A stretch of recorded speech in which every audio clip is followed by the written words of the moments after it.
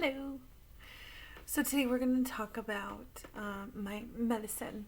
I am clearly a pretty big human being. Um, I haven't always been this way. As a teenager and a young child, I was actually quite small. Um, as an elementary student, I was underweight. And of course, puberty and early teenage years created some pretty drastic diet plans. I was in dance, I was a cheerleader. All of these things I was extremely active in. It was an unsaid, like, you should be pretty thin kind of situation. So we definitely paid more attention to our diet at that point. At 23, I became pregnant with my son, and which was about 12 years ago. And during my pregnancy, I had gained over 100 pounds, which was significant for the. I'm quite small framed, so I'm barely 5'3". I'm meant to be about 150-ish pounds. The doctor really wants me to be like 120, but closer to 100, but the better for the chart stupid thing that they give you at the doctors. At the time that I had gotten pregnant, I was about 160 pounds, and I had gained over 100 pounds. It was significant, and it was quick, and it was painful. Any of you who've gained weight quickly, you know how detrimental that is to extremities, your joints, your mind, your everything. Coincidentally, I became a single parent. We didn't really work out. And there was a lot of question on my half. Is it because of the weight that I gained? And hindsight now, I know that it was a compatibility issue. We actually co-parent very nicely now. His girlfriend and I are quite close, and we do work together as a team really well. And I know now that it was just a personal compatibility issue. It wasn't anything to do with me specifically.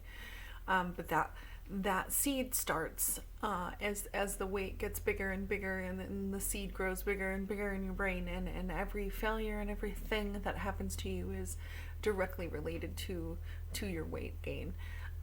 Any failed relationship, friendship, an employee relationship, employer relationship, a personal relationship, your parental relationship with your child, everything centers around your weight, and it becomes this big ugly closet monster that doesn't ever go away. So I did fight it for a really long time, and at one point I ended up having a hysterectomy a few years after I gave birth to my son. And I gained almost another 100 pounds, and I was my absolute largest, and I couldn't function daily tasks. My body frame was screaming, like I was in so much pain. I couldn't put my own socks on. I had trouble bathing. It was horrendous. I then had 2 very quick in succession injuries to my left leg, which required me to be in a cast. Altogether, cast and boot was 13 months, and it was really tough. I found myself in an abusive relationship at that time, which then became physically abusive, and I left. At that point, I decided I needed to make a big change about my life, and started exercising more and eating less, and money was a big factor there.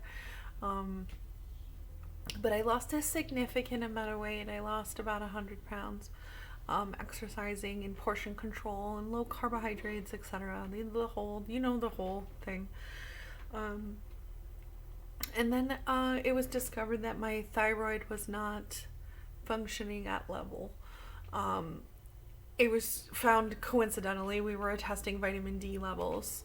I was experiencing a lot of postpartum and just your standard garden variety depression, and the psychiatrist that I was seeing psychiatrist, whichever one prescribes medication, sorry, had ordered a blood test to check my vitamin D levels and also my thyroid levels. And we discovered that my vitamin D was non-existent, pretty much, in that my thyroid levels were quite high, which put me in the hypothyroid category, which means low function. But it was still within range, the unmedicated range. So there's actually a further test that we did. Some people will refer to it as a full panel. We were able to see more specific details about my thyroid function, and it was discovered that I definitely needed to be medicated. So I did start Synthroid at that time, and I had a number of, they're called syncope episodes. So I kept passing out, and I would hit my head, and I would be confused, and I would lose time. So we went off. I went off the Synthroid on my own against recommendation from my doctor, and then I lost my insurance and lost my doctor. So it was a good 5 years I was on my own, just trying desperately to keep everything together. And I stayed under 300 pounds, which was like that's my, can't go over that again, because that's where I was at my biggest. And I felt okay.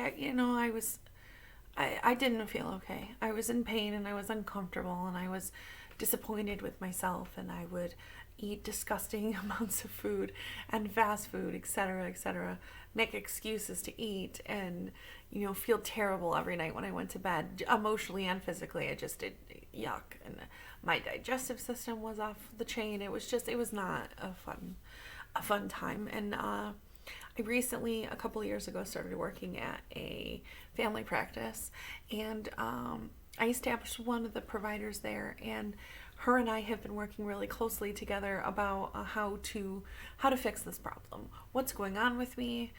Why can't I lose weight? We talked a lot about gastric bypass, which is not an option for me. I think it's a wonderful tool for people that are unable to lose weight on their own and need help. And I am one of those people.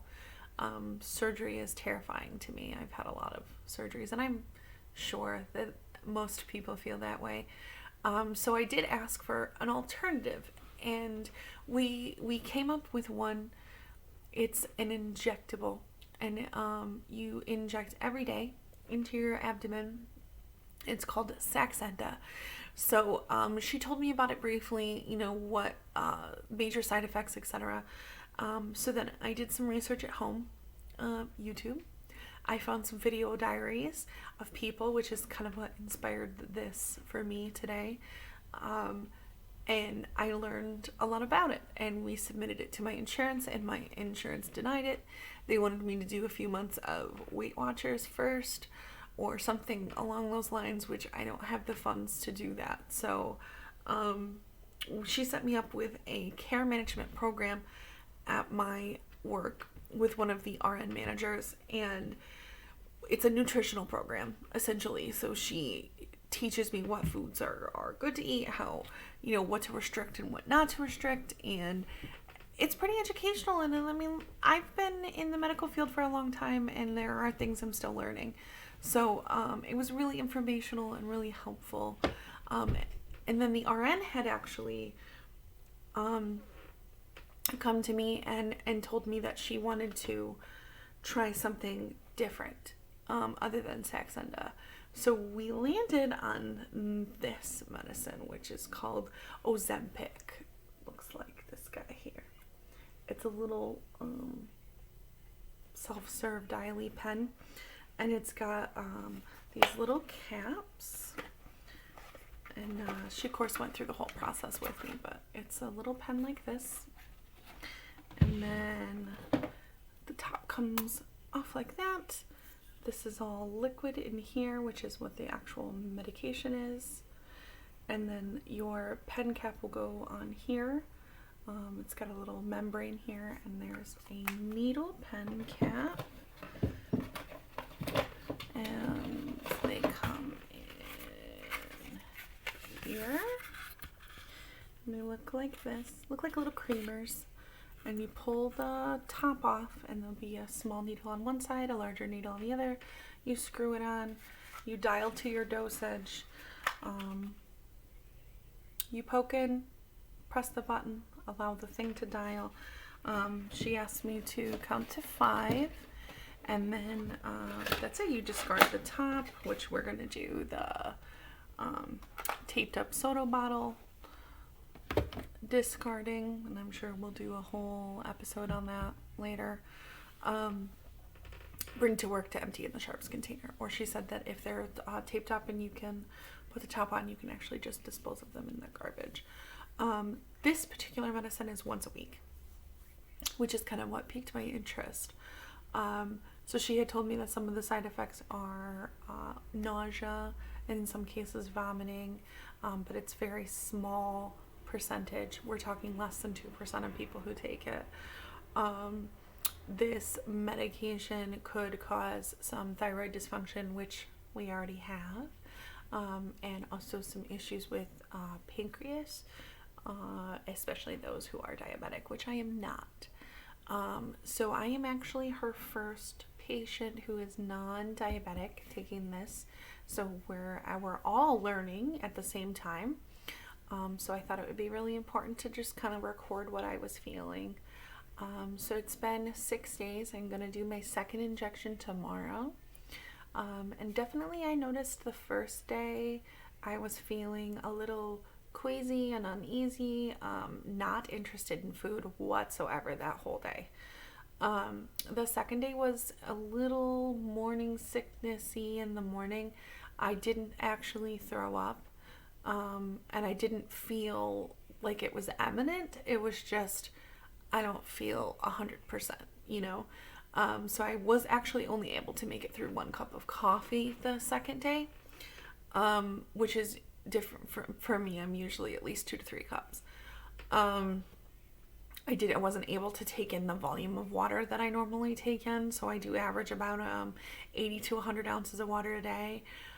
I have an office job and I sit at a desk, so activity is a little hard to come by. We do an almost water challenge between the other women that I work with, and we do try to encourage each other to drink as much water as possible. So I do average about 100 ounces, which I'm just now starting to get back to that level. I wasn't really able to take in the volume at the beginning. And food was difficult. I'm noticing a little difference. I'm not able to eat sugary foods. I did try to eat a piece of a donut and I couldn't. I actually ended up spitting it out. Like I couldn't even swallow that. Chicken, I'm tolerating really, really well. I'm trying to lean more towards proteins and vegetables since I have such a small amount that I'm able to eat. I do have some guidance from a friend of mine that is post-gastric bypass surgery, so I am kind of treating it very similarly to that. But again, this is only week 1. I don't know what's coincidental and what's not. So I do have some significant work and personal life stressors this week. I noticed that I am a bit sensitive. My boyfriend has pointed out that I'm a bit more emotional than I usually am. It passes quickly, but it's not angry, just weepy. And I did have a moment. Him and I had a very long conversation the second night, because I did have a moment of, oh God, what have I done? Because I missed my food, and food's always been a comfort. I'm an emotional eater. Food's always been a comfort to me, and I did feel a sense of mourning, of loss of my food, and we did work through that, and I'm feeling a lot better about it now. I'm choosing to look at this medicine as a tool to teach me how to live a different kind of life, and not a diet plan. And I know that I do still have to put in the work. I do still have to exercise. I do have to eat nicely. I can eat 4 ounces of Cheetos and be done for 6 hours, but that's not going to do anything for my body. Food is fuel for the body. It's not a pacifier, and I'm still learning the difference between my brain being hungry and my body being hungry. And I feel like that's going to be a little bit longer of a struggle than 6 days. So that's definitely, obviously, anyone who has any problem with eating or binge eating or weight gain, you already have that problem. So this, I think, is a good tool to help me work through that. It kind of takes the binge eating option away from me. So I have a lot more time. I am noticing my Fitbit records my sleeping patterns. I am sleeping a lot more through the night, a lot less restlessness. I'm waking up feeling better. I don't feel as groggy in the morning. I definitely notice that my intestines don't feel so sluggish. I don't have that bloated, full feeling anymore. I don't know that I've lost any weight. I haven't weighed in yet. My clothes aren't really fitting much different. Again, it's only been 6 days. But I feel better. I feel cleaner. I feel lighter. A little less like, I don't feel guilty about the food that I'm eating. I feel good about it. So I'm excited to see what happens. And of course, if you have any questions, let me know. And I'm excited to have this journey together. Thanks for listening.